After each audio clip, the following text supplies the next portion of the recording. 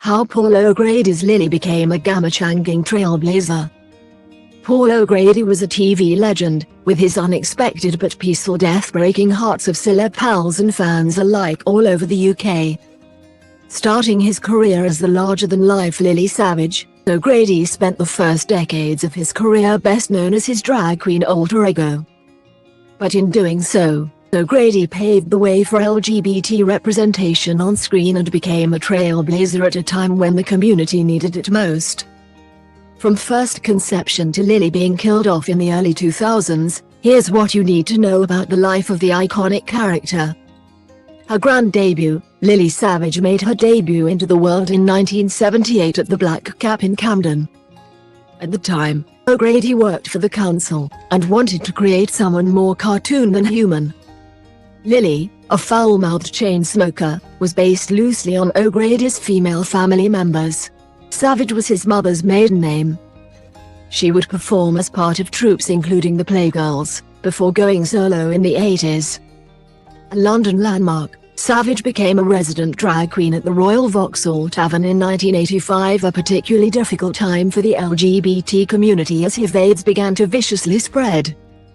Savage was present at the infamous 1987 Rubber Gloves raid, an intimidation operation where police raided the pub in gloves over fear of catching the disease. Arrested, O'Grady refused to use any other name to the police than Lily Veronica May Savage, and continued to speak out for gay rights with the platform "Fight for your right." Savage became a regular face at protests and marches demanding equal rights for the gay community.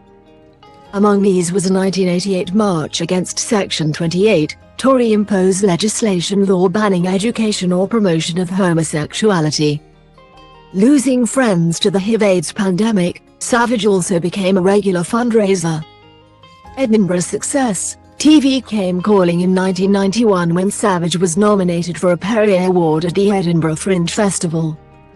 "The Edinburgh Festival changed my life," O'Grady said.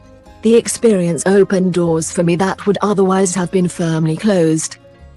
In 1994, Savage made her TV presenting debut on Top of the Pops.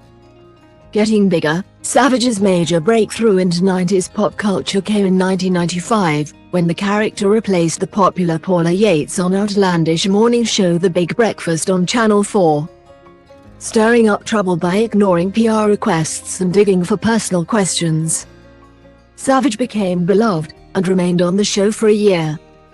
O'Grady quit thereafter after not being a fan of early mornings. Chat show icon, Savage's unique brand of camp humor made her perfect to host variety shows, landing an evening with Lily Savage in 1996. It was nominated for a National Television Award.